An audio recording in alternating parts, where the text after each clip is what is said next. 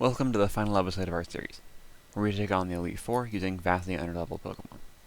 So, how do we do this? We use the most broken items available to us. X items. X items give you +1 in the stat of your choice, and they're an item so they don't take up a move slot in your Pokemon. This makes it trivially easy to sweep any team using them. For the first Elite Four member, we use X special defenses on our Flareon so that Yanmega can't hurt it, then X attacks and X speeds to make sure that we outspeed and kill all of Aaron's Pokemon.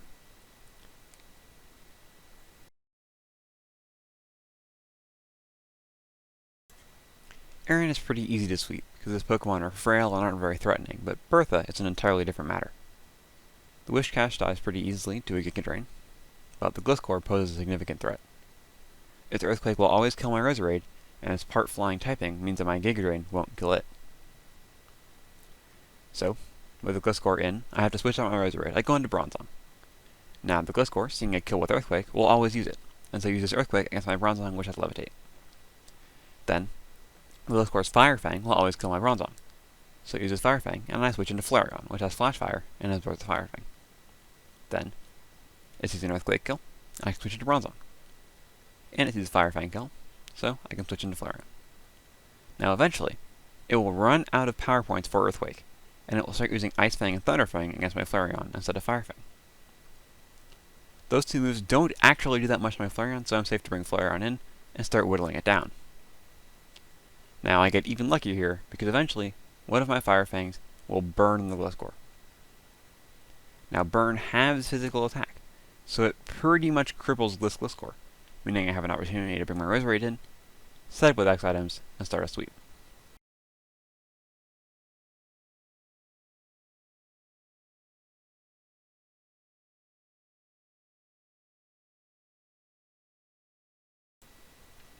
Next up, both Flint and Lucian, the Fire and Psychic type Elite Four, are easy sweeps with Empoleon, because I have enough X items and enough power points for Surf to sweep through them while still having enough left for Cynthia.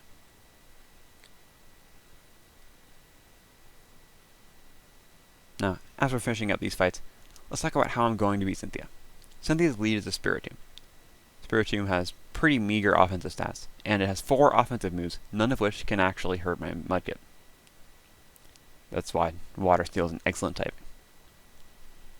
Because of this, I can set up however many X items I want, whilst killing the Spiritomb. So I can set up to +6 special attack, +6 speed, and +6 special defense along the way to save healing items.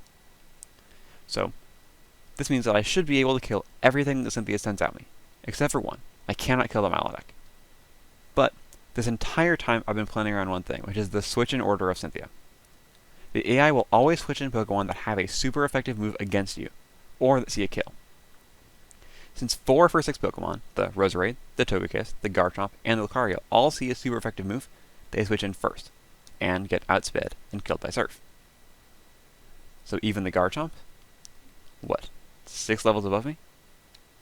It's absolutely annihilated by... And so does every Pokemon on your team until we get to the Milotic.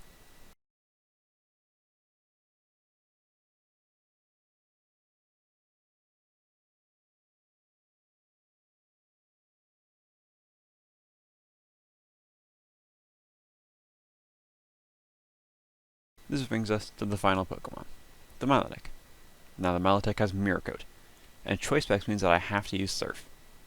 Now the amount of damage Surf does to this Milotic is still pretty good, so I use it and just let my Mudkip go down.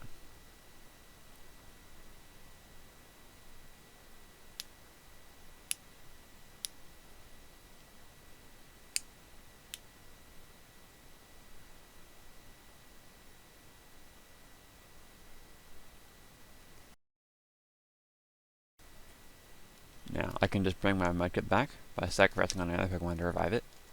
And then, since Mirror Coat is the only move that Milotic has that can deal effective damage to my Mudkip, by using one of the physical HM moves I picked up along the way, I can knock it out, making me the new champion of the center region.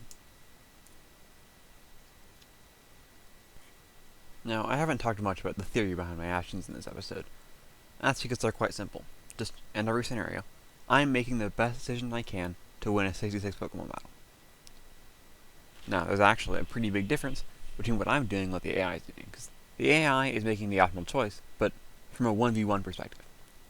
all the AI sees when it's making its choice is, look, how do I bring down the opposing Pokemon's HP to 0 by any means necessary?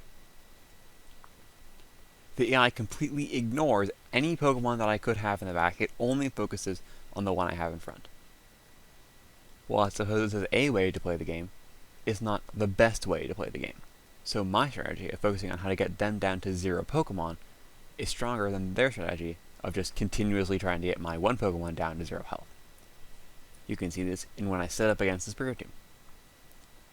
What Cynthia's AI sees is an Empoleon and a Spiritomb, and it says, well look, as the Spiritomb, my job is to weaken this Empoleon as much as possible.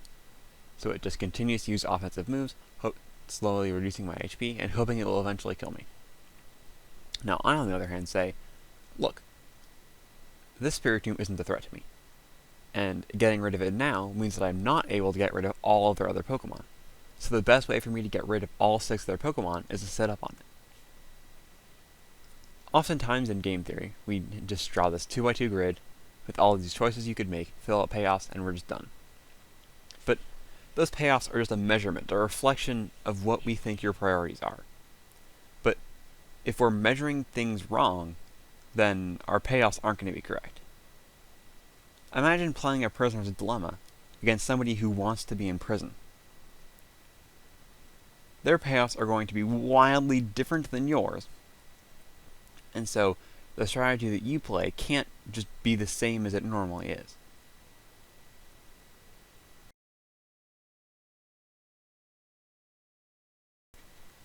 Thanks for watching, and I appreciate any feedback if you have it. In any case, if you enjoyed this, feel free to like, and if you showed enough support, I might just make another one. Thank you.